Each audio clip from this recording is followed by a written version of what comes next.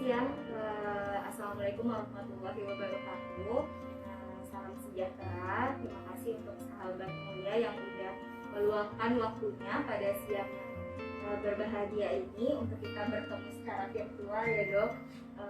Dalam rangka kita membahas serba-serbi vaksin COVID-19. Nah, siang hari yang berbahagia ini kita udah kedatangan nih narasumber kita, Dr. Carolina, SPA. Makasih ya dok. Iya, makasih udah bersedia hadir di diskusi kita pada hari ini ya dok. Jadi sahabat mulia, ya gini ya dok, kan pandemi ini udah kita lewati ya dok, udah 2 tahun COVID-19 ini kena di Indonesia dan seluruh dunia kan ya dok. Dan semua lapisan itu udah mencari cara supaya mencegah, menangani, memberikan memberikan yang terbaik lah buat masyarakatnya. Karena kan banyak banget korban ya dok, korban penyintas dan juga sampai meninggal dunia. Kalau dari pemerintah kan dari awal memang sudah melakukan berbagai upaya ya dok, seperti PSBB dan juga PPKM yang dari level 1 dan level 4 ya dok. Kemudian pemerintah juga akhirnya menjalankan vaksinasi ya dok, yang dilaksanakan pertama kali itu pada bulan Januari dan yang disuntikan itu yang pertama itu langsung Bapak Presiden kita ya dok, Pak Jokowi. Luar biasa. Dan vaksinasi ini kan dulunya awalnya kan dok dari orang yang di bawah usia 50 tahun, kemudian tidak ada komorbid, lalu menjadi usia lansia boleh ya dok ya, kemudian dengan yang komorbid juga udah boleh divaksin gitu kan dok. Perlahan-lahan itu semua lapisan masyarakat itu jadi bisa divaksin.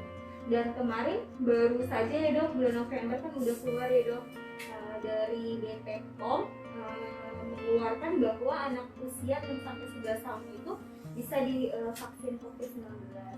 Nah, kami mungkin mau dong berdiskusi sama dokter sebagai spesialis anak, sekiranya apa sih manfaat vaksin COVID-19 ini pada anak dok? Iya dok, selamat siang dokter Nia, sahabat mulia semua sekalian. Terima kasih loh dok ini untuk undangannya untuk acara ini. Ini sesuatu yang kita sangat syukuri bersama. Kalau telah terbit approval dari BPOM, persetujuan BPOM untuk emergency use of authorization, izin penggunaan darurat untuk vaksin COVID, tepatnya saat ini masih baru CoronaVac dari Sinovac, itu untuk golongan anak usia 6-11 tahun. Ini sesuatu yang sungguh kita nantikan bersama karena kita harus melindungi populasi anak ini dong. Jadi vaksin COVID pada anak itu sesuatu yang sangat urgent karena pertama, anak itu bisa tertular virus corona. Iya, kita ketahui sendiri sampai menurut data per September 2021 itu anak yang terjangkit itu sekitar proporsinya 13% dari seluruh kasus dok. Iya, lalu tingkat kematian anak 0,5%, sekitar di angka sekitar itu. Memang secara statistik kelihatannya kecil ya dok, hanya 0,5%. Tapi kalau kita mau membaca angka itu dengan hati, bagaimana kalau yang kena anak kita atau saudara kita, cucu kita, keponakan, nah itu tentunya akan menjadi 100%. Jadi pastinya kita ingin agar anak terproteksi dengan sebaik-baiknya dok melalui vaksinasi. Lalu yang kedua, selain anak bisa terinfeksi dengan COVID-19, anak juga bisa menularkan COVID-19. Iya, karena ya, betul dok. Memang secara literatur gejala COVID pada anak itu relatif ringan, bahkan tidak bergejala, itu yang mayoritas dengan tingkat kematian yang rendah tadi itu. Tapi bagaimana kalau si anak yang tidak bergejala itu menjadi sumber transmisi virus, dia membawa virus pulang ke rumah. Lalu kita ketahui sendiri di masyarakat kita banyak yang satu rumah itu tinggal 3 generasi ya dok ya. Iya, ada kakek, ada nenek, ada tante, ada om. Jadi bukan cuma si anak dan orang tuanya, ataupun orang tuanya mungkin ada komorbid. Nah, itu sesuatu yang perlu kita cermati. Jadi populasi anak itu sangat-sangat penting untuk mendapat vaksinasi. Lalu juga kan kita sedang beberapa sekolah sudah mulai PTM ya. Udah pertemuan tatap muka ya dok, Betul. walaupun masih dibatasi jamnya, tapi kan orang tua tuh ada khawatir ya dok. Betul dok, iya. Dari pemerintah juga mulai membuka opsi untuk PTM ini dari SKB 4 Menteri ya, surat keputusan bersama 4 Menteri tentang penyelenggaraan pembelajaran di masa pandemi COVID-19 itu sudah beberapa sekolah juga kita ketahui memulai tatap muka. Jadi ini kembali lagi menambah urgensi pentingnya vaksin COVID pada anak. Nah seperti itu dok kira-kira. Jadi sangat penting sekali ya, dan kita sangat bersyukur sekali. Itu ya dok, memang sangat ujian ya berarti ya dok. Betul dok. Masa pandemi, jadi anak-anak usia yang tadinya di atas 12 tahun kan udah juga ya dok. Iya. Sekarang usia 6 sampai 11 tahun ya dok. Betul. Tapi kan vaksin ini kan mungkin karena di masyarakat umum itu kan baru ya dok, vaksin COVID-19 kayak gitu. Karena belum pernah ada. Kalau vaksin yang biasa kan orang tua sudah tahu kan dok, kalau untuk vaksinasi lanjutan pada anak yang usia 6 sampai 11 tahun. Vaksin ini aman gak sih dok? Gitu. Mungkin nanti ada sahabat mulia nih, orang tuanya yang bertanya, dok vaksinnya aman nggak buat anak, gimana dok? Iya, betul sekali dok. Jadi ketika berbicara vaksin itu sebetulnya sederhana saja. Ada dua kata kuncinya dok. Vaksin itu harus aman dan harus manjur. Iya, aman dan manjur. Tidak ada gunanya satu vaksin itu aman tapi dia tidak manjur, ataupun sebaliknya vaksinnya manjur tapi tidak aman, itu kita tidak mau juga. Nah, suatu vaksin ketika dia sudah di-approve oleh satu badan seperti BPOM itu sudah pasti aman dan manjur. Kedua hal itu sudah terpenuhi dok. Dari kita lihat ke belakang, sebelum vaksin itu disetujui untuk diberikan kepada masyarakat luas, itu ada satu yang namanya uji klinis. Jadi uji penelitian secara klinis kepada subjek-subjek, tentunya subjek anak dalam hal ini. Nah, untuk berbicara tentang keamanan dulu ya kita ya. Untuk profil keamanannya, ini berkaitan dengan KIPI atau kejadian ikutan pasca imunisasi. Nah, dari penelitian klinis dijumpai bahwa vaksin ini aman untuk diberikan pada anak golongan 6-11 tahun dengan kejadian ikutan pasca imunisasi yang relatif ringan. Yang paling banyak itu nyeri pada tempat suntikan, tapi itu biasanya hanya berlangsung sekitar 1-2 hari saja. Lalu kedua, selain nyeri pada tempat suntikan, ada juga yang mengalami demam, tapi itu juga demam ringan, hanya berlangsung kurang lebih 1-2 hari, yang dapat sembuh dengan pemberian obat demam pada umumnya. Lalu ada juga yang mengeluhkan bengkak. Iya, yang seperti itu sih dok. Jadi kejadian ikutan pasca imunisasinya relatif minor dan dapat ditoleransi, dapat ditangani dengan baik. Sampai saat ini belum ada laporan-laporan tertentu yang menunjukkan bahwa vaksin ini berbahaya dari segi amannya itu dok. Iya. Terus kan dok, namanya orang tua ya dok, sahabat mulia pasti mau tahu juga dok, apa ada kriteria anak yang boleh divaksin nih atau yang tidak boleh divaksin, seperti orang dewasa kan kayak gitu ya dok. Dulu kan awal-awal kan pas baru ada vaksin, wah ini yang tidak boleh nih, ini yang boleh gitu. Karena ini anak baru permulaan dok, ada nggak kriterianya dok yang boleh divaksin atau yang tidak, yang tidak boleh mendapatkan vaksin dok? Betul dok. Ada, itu bisa sahabat mulia dan kita semua lihat di website IDAI, Ikatan Dokter Anak Indonesia. Jadi kita sudah memberikan rekomendasi dok per pemutakhiran 2 November 2021 kemarin untuk kontraindikasi. Jadi kontraindikasi itu larangan-larangan apa saja yang tidak boleh untuk si anak mendapat vaksin COVID-19 ini bila ada. Itu ada sekitar beberapa poin, mungkin 7-10 poin, bisa dilihat di situ. Yang saya ingat itu yang pertama, anak harus dalam keadaan yang sehat, jadi tidak boleh ada demam, suhu 37,5. Lalu si anak tidak boleh menderita penyakit saraf tertentu, misalnya Guillain-Barré syndrome atau penyakit-penyakit saraf degeneratif yang lain. Nah, lalu si anak harus dalam kondisi, kalau dia ada komorbid, misalnya hipertensi akibat penyakit ginjal, itu ada anak-anak yang seperti itu, ataupun diabetes mellitus, komorbid harus dalam kondisi yang terkontrol. Nah, lalu anak dengan kanker itu harus dievaluasi lagi.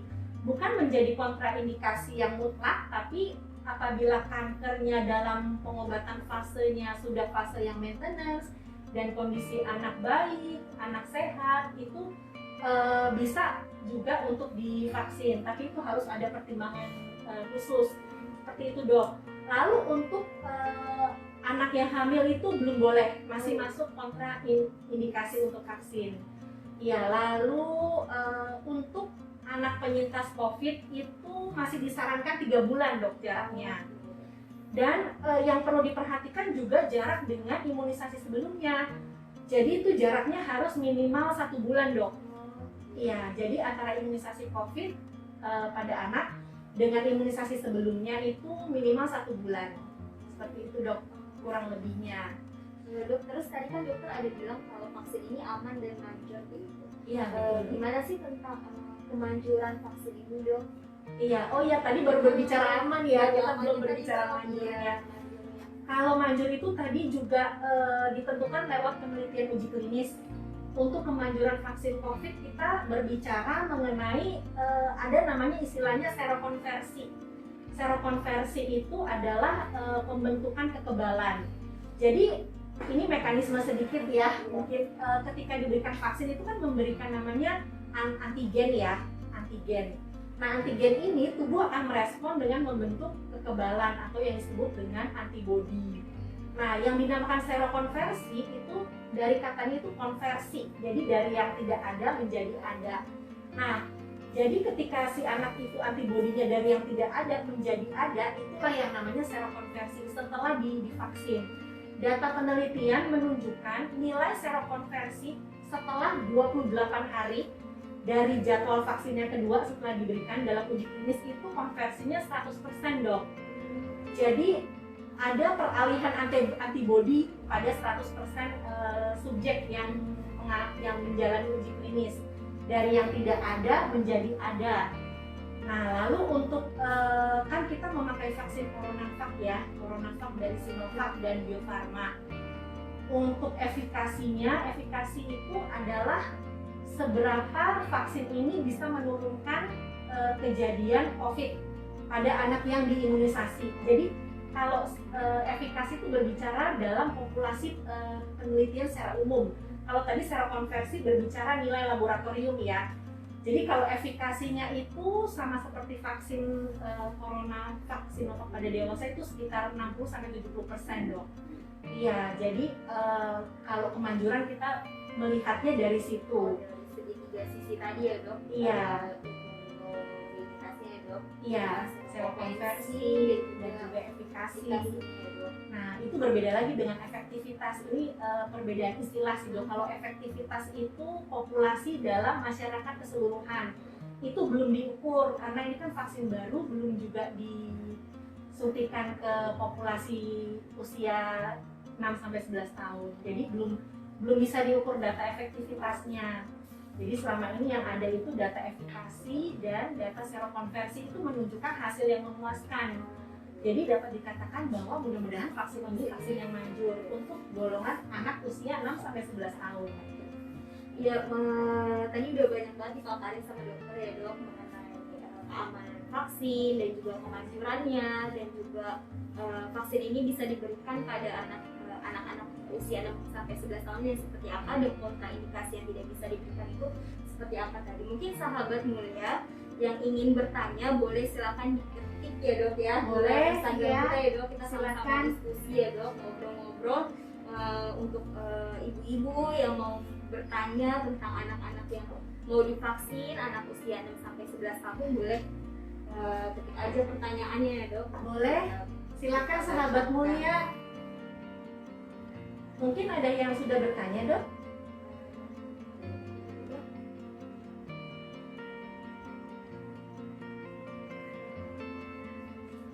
Mudah-mudahan sahabat mulia tidak ragu ya untuk membawa anaknya divaksinasi. Ya, Dokter. Iya, betul. Ini, Dok, sambil kita masih menunggu pertanyaan, ini Dok ada pertanyaan nih, Dok, satu pertanyaan. Ada yang bertanya nih, Ibu Nia, sama namanya, Dok. Kalau si anak punya punya penyakit riwayat TBC usus boleh divaksin nggak dok? Iya, untuk TBC usus dikatakan riwayat ya dok. Jadi kalau riwayat itu harusnya sejarah yang dulu sudah diobati dan sudah dinyatakan sembuh oleh dokternya, harusnya seperti itu ya. Jadi jawabannya boleh, sahabat mulia. Oh boleh. Iya. Jadi jawabannya boleh untuk sudah selesai pengobatan. Iya ya? betul. Kalau belum selesai pengobatan, biasanya nanti dievaluasi dengan dokter yang menangani. Secara umum, kalau TBC lewat fase intensif, jadi lewat 2 bulan pertama, itu biasanya sudah boleh dok. Asal kondisi anak tidak demam, anak tidak ada keluhan kesehatan yang lainnya, begitu. Prinsipnya penyakit kronis atau penyakit autoimun asal terkendali dan mendapat persetujuan dari dokter yang menangani boleh Divaksin. Jadi Iya. buat sahabat mulia, bunda-bunda, ibu-ibu yang anaknya 6-11 tahun, misalkan ada penyakit kronis, boleh dikonsulkan dulu sama dokter anaknya ya dok. Boleh. Untuk persetujuan vaksin COVID-19. Jadi jangan ragu, jangan takut. Kalau misalkan bingung bisa konsulkan dahulu ya dok. Betul. Kemudian ada lagi pertanyaan, di rumah sakit mulia untuk anak 11 tahun sudah ada vaksin belum dok? Iya. Untuk vaksin COVID ya dok? Iya, untuk secara teknis pelaksanaannya dok, ini diatur oleh Kementerian Kesehatan. Iya, kita masih menunggu arahan dari Kemenkes. Iya, jadi untuk saat ini sepanjang yang saya ketahui belum ada jadwalnya. Mudah-mudahan dalam waktu dekat dari Kemenkes bisa segera mengeluarkan arahannya, bisa segera mendrop vaksinnya, jadi kita bisa mengumumkan ya dok ya untuk jadwal vaksinasi ini. Tapi sampai saat ini sih belum dok. Untuk sampai saat ini belum ada ya sahabat mulia. Kita menunggu arahan dari Kemenkes, petunjuk teknisnya ya dok. Betul. Prosedur pelaksanaan vaksinasi pada anak usia 6-11 tahun. Betul. Tapi kalau untuk vaksin COVID untuk dewasa di sini udah ada bu. Jadi sahabat mulia, ibu-ibu boleh datang ke sini untuk vaksin COVID-19 di bawah untuk yang dewasa dulu ya dok. 12 sampai seterusnya ya dok ya. Iya. Jadi ini ada pertanyaan lagi dok. Boleh dok. Siang dok, saya Bunda Abizar. Untuk mengurangi rasa khawatir orang tua untuk dari anaknya vaksin, apakah boleh diberikan vitamin untuk menjaga imunnya supaya aman ketika diberi vaksin atau ada cara lain nggak dok? Silakan dok.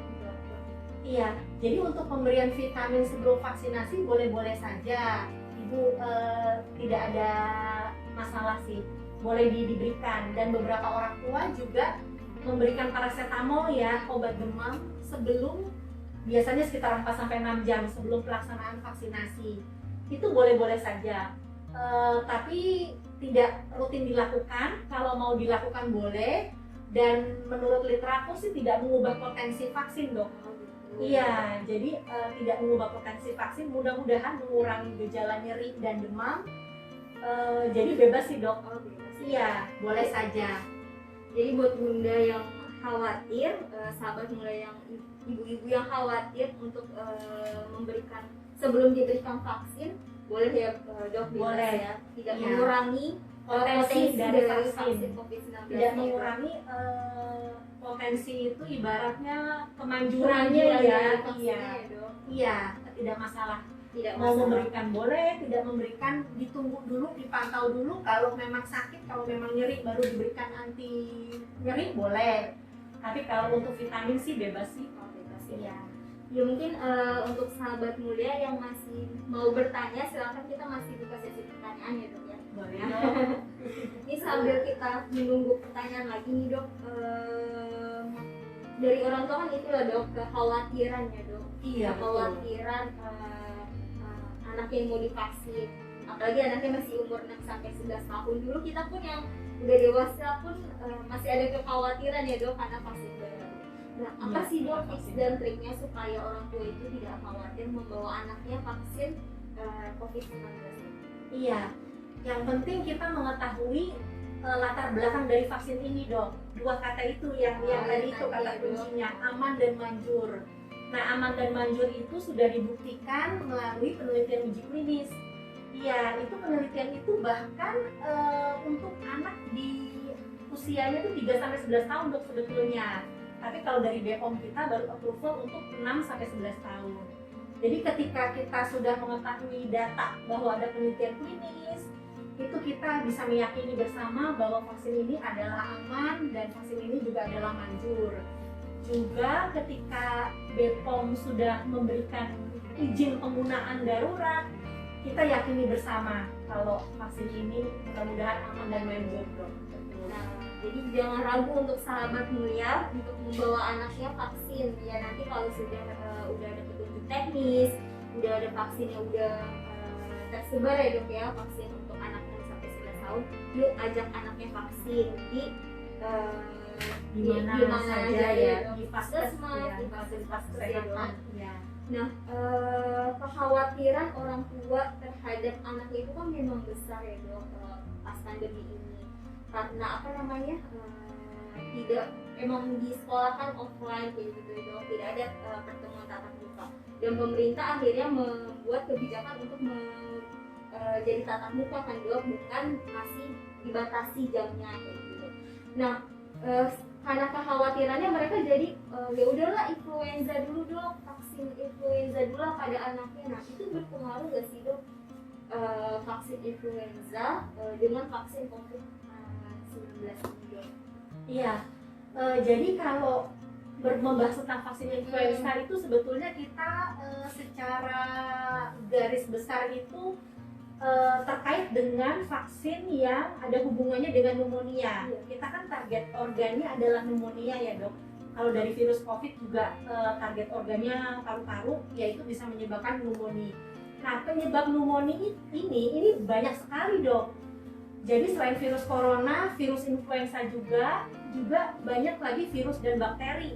Misalnya Streptococcus pneumonia, Haemophilus influenza B, dan yang lain-lain sebagainya. Nah, jadi vaksin influenza tujuannya untuk memberikan kekebalan terhadap virus influenza yang bisa menyerang paru-paru.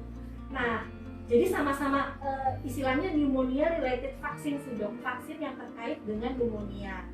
Nah, pada masa pandemi COVID-19 ini, vaksin influenza memang menjadi sangat penting dan sangat kita harus mengadvokasi nih untuk diberikan. Kenapa? Karena ada penelitian, ini balik lagi kita berdasarkan data uji klinis ya dok ya, data penelitian yang sudah ada itu bahwa ternyata dok anak yang sakit corona, yang anak dengan COVID-19 itu ketika darahnya, ketika swabnya dikultur untuk virus jenis lain itu banyak yang namanya koinfeksi dok. Jadi terjadi infeksi ganda, bahkan infeksi double, bahkan triple, bahkan beberapa dengan virus atau bakteri yang lain, di antaranya virus influenza ini. Dan apabila anak dengan COVID-19 terinfeksi juga dengan influenza, itu akan memperburuk luaran dari si anak, luaran klinis dari si anak, kondisi anaknya. Jadi kenapa kita berikan vaksin influenza? Supaya dia minimal terlindungi dari virus influenza. Ya, tepatnya seperti itu. Lalu ada satu juga penelitian di Cina pada hewan coba, jadi tikus dok. Tikus itu diinfeksi dengan virus corona yang kelompok 1. Yang kelompok 2, tikus-tikusnya diinfeksi dengan virus corona dan virus influenza. Nah, lalu dibedahlah paru-paru dari tikus-tikus itu, dilihat di mikroskop. Ternyata tikus yang mengalami infeksi ganda dengan corona dan influenza itu paru-parunya lebih rusak dok, jaringannya, daripada tikus yang hanya diinfeksi oleh virus corona. Jadi penelitiannya pada hewan coba seperti itu. Lalu di Brasil juga ada penelitian juga pada manusia. Jadi pasien-pasien dengan COVID-19 dilihat retrospektif latar belakangnya. Sudah divaksin influenza atau belum sih si pasien ini? Dan secara statistik diolah ternyata didapati bahwa pasien COVID-19 yang sudah pernah divaksin influenza sebelumnya itu angka kesakitannya lebih ringan dok. Angka dia butuh mesin bantu napasnya lebih ringan. Dan durasi tinggal di rumah sakitnya, durasi hospital stay-nya itu lebih pendek. Iya, jadi kira-kira seperti itu dok. Untuk mudah-mudahan sebagai ikhtiar kita untuk mengatasi juga memberikan perlindungan maksimal terhadap paru-parunya.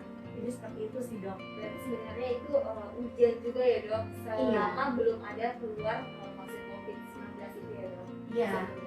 Dok, ada pertanyaan lagi nih dok dari sahabat Mulia. Apakah vaksin bisa diberikan dengan dokter spesialis anak seperti vaksin lain? Iya. Nah itu kembali lagi ke masalah teknis ya dok. Iya, ke masalah teknis, masalah yang pelaksanaannya real di lapangan itu nanti diatur Kementerian Kesehatan sih dok. Kita tunggu arahan dari Kementerian Kesehatan. Tapi sepertinya seperti vaksin COVID yang sudah sepertinya bisa diberikan secara umum oleh tenaga kesehatan, betul, oleh vaksinator. Jadi kalau vaksinator itu sahabat mulia jangan khawatir, sudah mendapat pelatihan terlebih dahulu dari Kemenkes itu. Iya, karena kalau harus diberikan oleh dokter anak itu jumlahnya di Indonesia kurang lebih hanya 4.000 ya, sementara anak kita anak tersebar di pelosok. Jadi sejatinya sih sepertinya sih akan bisa diberikan oleh vaksinator yang sudah mendapat pelatihan dari Kemenkes dok. Ya, jadi kalau Bunda masih ragu, sahabat mulia ragu anaknya bisa diberikan vaksin COVID-19 atau tidak, boleh konsultasi dulu ke spesialis anaknya gitu. Membawa surat ya dok, kalau emang perlu ditunjukkan ke vaksinator, boleh konsul dulu ke dokter anaknya. Boleh dok, utamanya untuk yang terkait kontraindikasi tadi ya dok. Iya, mungkin pada anak dengan beberapa penyakit kronis seperti asma, TBC, penyakit autoimun, itu bisa berkonsultasi dulu, atau secara prinsip itu jika autoimun atau penyakit kronis yang terkendali silahkan divaksin. Dok, ada pertanyaan lagi nih dok. Dok, apakah vaksin untuk anak yang berkebutuhan khusus berbahaya atau tidak ya dok? Iya, jadi anak berkebutuhan khusus ini kita definisikan lagi, mungkin maksudnya anak yang hiperaktif atau anak yang dengan gangguan perkembangan ya, autis, itu tidak berbahaya. Jadi secara umum bisa diberikan selama anak dalam kondisi tidak demam dan tidak ada gangguan saraf yang akut, misalnya Guillain-Barré syndrome atau mielitis. Secara umum sih bisa diberikan dok. Secara umum bisa diberikan ya dok? Iya. Ya, kecuali yang tadi udah dokter paparkan mengenai kontraindikasi ya dok. Iya. Dan juga ada penyakit saraf akut ya dok? Iya, seperti GBS atau mielitis transversa. Iya. Dok, itu Ini gejalanya tiba-tiba lumpuh biasanya sih. Dok, ini dok ada pertanyaan lagi dok dari sahabat mulia. Misalnya sebelum vaksin corona mau vaksin influenza dulu gimana dok? Kalau bisa kira-kira dijalankan berapa lama ya dok? Iya. Nah, balik lagi ke kontraindikasi tadi dok, jarak antar vaksin minimal 1 bulan atau 4 minggu. Betul dok. 1 bulan dalam dunia vaksin itu berarti 4 dikali 7 hari, 28 hari dok. 28 hari. Iya. Berarti sahabat mulia yang tadinya udah vaksin, kemudian mau vaksin COVID-19 itu dijarakkan 28 hari ya. Iya. Bisa mendapatkan Iya. vaksin. Menurut rekomendasi dari Ikatan Dokter Anak Indonesia per 2 November sih seperti itu dok. Iya. Bisa dilihat di internet. Kalau untuk pemberian vaksinnya, vaksinnya itu sama seperti Dewasa ya dok? Sama dok, dosis Dosisnya, cara pemberiannya di bagian lengannya pun sama ya? sama. Iya, 3 mikrogram kandungannya sebanyak volumenya 0,5 ml di lengan. Sama, betul. Mungkin ada lagi ya sahabat mulia yang mau bertanya atau tidak, atau kira-kira vaksin apa lagi sih dok yang terkait dengan pneumonia dok? Oh iya, tadi tentang pneumonia related vaksin ya. Jadi sebetulnya karena penyebab pneumonia itu banyak, bisa virus, bisa bakteri, bisa jamur, itu ada beberapa yang dapat dicegah dengan imunisasi dok. Sebetulnya misalnya influenza tadi yang sudah pasti ya. Lalu untuk bayi DPT itu DPT kan singkatan dari difteri difteri, pertusis dan tetanus ya. Itu komponen P-nya si pertusisnya itu bisa juga dok untuk pneumonia. Jadi bakteri pertusis itu bisa menyebabkan pneumonia. Jadi vaksin DPT itu merupakan pneumonia related vaksin juga sebetulnya. Lalu DPT kombinasi, biasanya kalau DPT dikombinasi ya. Nah, kalau pentabio biasanya itu kan isinya 5 ya, penta 5 ya. Jadi difteri, pertusis, tetanus, Haemophilus influenza B dan hepatitis B. Nah, si Haemophilus influenza B ini juga bakteri ya, target organnya paru-paru atau bisa menyebabkan pneumonia. Jadi sebetulnya pentabio atau vaksin DPT kombinasi itu terkait pneumonia. Lalu campak juga sebetulnya dok. Campak, measles atau MR atau MMR. Jadi kalau campak itu kan virus ya. Si virus itu komplikasi tersendiri dari campak itu pneumonia. Jadi sebetulnya pemberian vaksin campak atau MR, measles rubella atau MMR, measles rubella itu juga terkait dengan pneumonia sebetulnya.